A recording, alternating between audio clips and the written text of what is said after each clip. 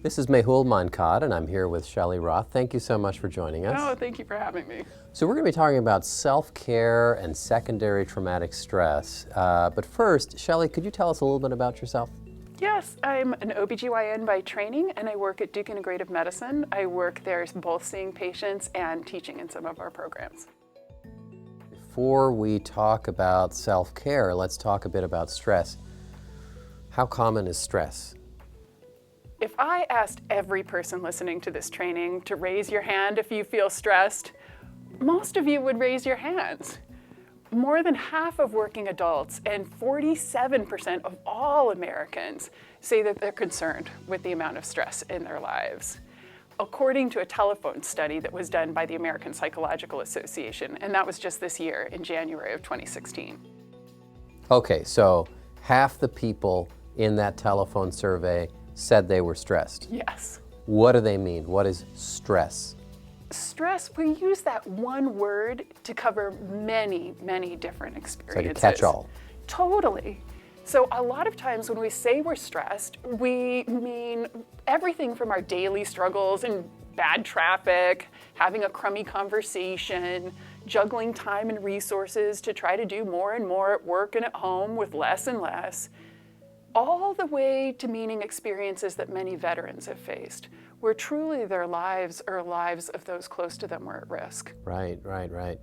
Now, is there some way that you know that you're one of those 47% that say they're stressed or not?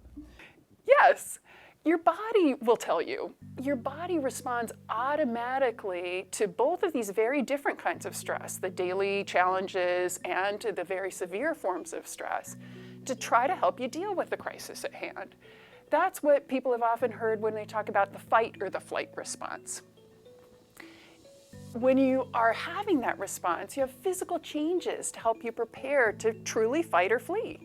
Things like your heart rate going up, your blood pressure going up, feeling that your breathing rate is faster, and your blood pressure goes up too. You also have not just those body changes, but you have mental and emotional changes too. That stress response, some people like it. They feel more focused and it feels like things are clearer at that time. They're able to get more done. And emotionally, people can respond in many different ways. Some people feel a little angry, a little amped up, or they feel a little bit nervous. Okay, so a lot of things can happen if somebody is feeling stress. Absolutely. And that automatic response is helpful. It is trying to help you survive a crisis. And like we said, there are real positives that come out of it with that energy surge, that focus, and helping you be ready to truly meet a big challenge.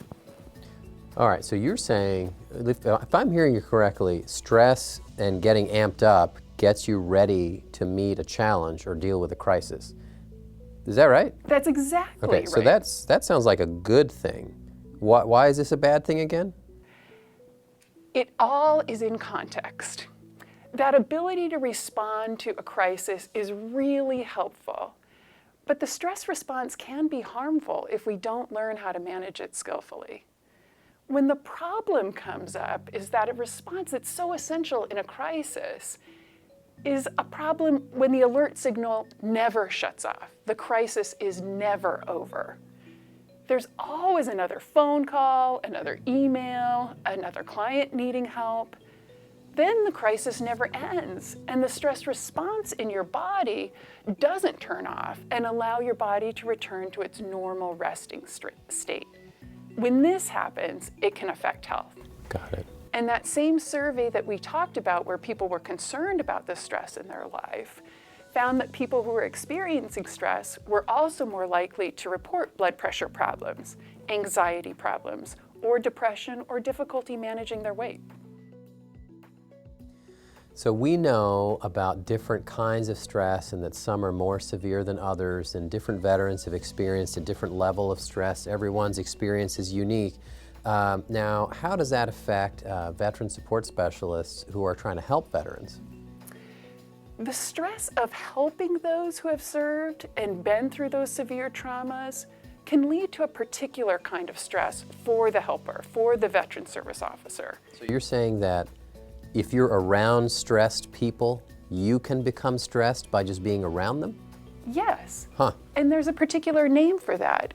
It's called secondary trauma stress. When helping a veteran and you're hearing about their experiences, perhaps of being wounded, of seeing others killed or wounded, needing to kill others in the line of duty, or suffering through military sexual trauma, the veteran is a victim of trauma.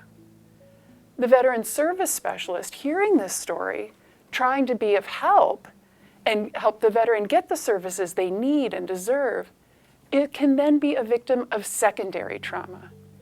And knowing that 48% of veterans who between the years of 2002 and 2006 presented for services had a mental health diagnosis.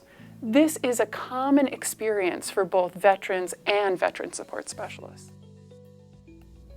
So what can we do to manage our own stress response? This is a key question, and why it's so important that we are taking the time to talk about self-care and skillful stress management in this training.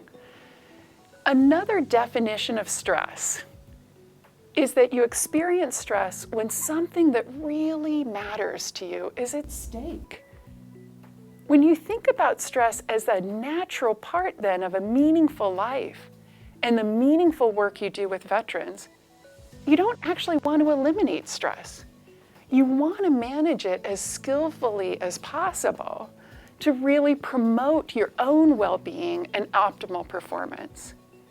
When you're managing stress skillfully, it can help you with that productive stress response, help you rise to a challenge, develop new skills, reach out and connect to others for needed resources, gain new knowledge and abilities. How we do that is there's an antidote to that automatic stress response, Okay. and it's the relaxation response. You can't be relaxed and stressed at the same time. You cannot be relaxed and stressed at the same time. You're exactly right. So, and the difference between these two responses is, unlike the stress response, the relaxation response isn't automatic. It doesn't happen just when we are want it to happen. We actually have to learn how to do it. You need to cultivate ways to become aware, oh, I'm actually noticing that I'm feeling stressed, to pause, and then to consciously choose to initiate the relaxation response. And for most of the time, it's great to have a variety of strategies. We need ones that work in the moment when we're having a challenge, just take a couple of seconds or minutes. We need daily strategies to really maintain self-care, to help us be more resilient, recover faster. And then occasional strategies to really deeply rest and recharge in order to be at our best and help serve others. Okay. I would like to try this. Let's do it. Okay.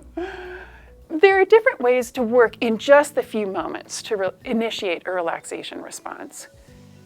There are ways of working with our brain and of working with our body. Okay. So we'll experiment with a couple of both, if that would be okay. That would be fantastic.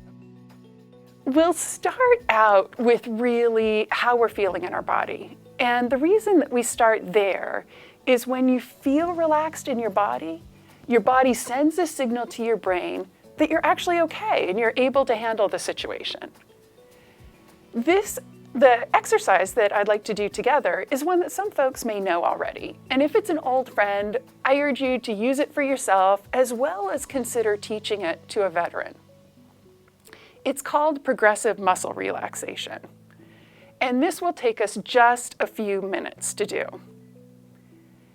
If this is new to you, then just give it a try and see what you notice.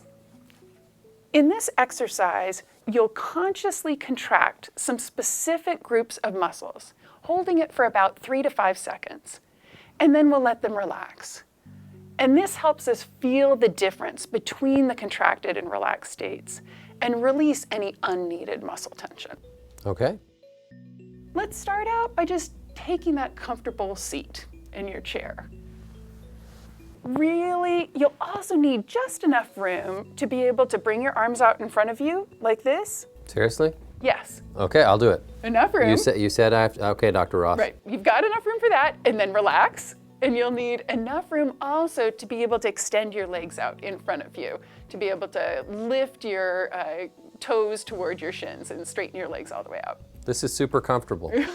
You only have to do it for 3 to 5 seconds, and then we'll notice the difference. So go ahead and relax again. All right. And we'll get started. When you're teaching someone progressive muscle relaxation, oftentimes you'll teach someone to contract each group of muscles 2 times before moving on to the next group of muscles. For our practice today, we'll just do each group of muscles 1 time. Okay. This will take about 10 minutes, so make sure you're in a place where you won't be interrupted for this time. Ready? I'm ready. We'll get started. Let's get started.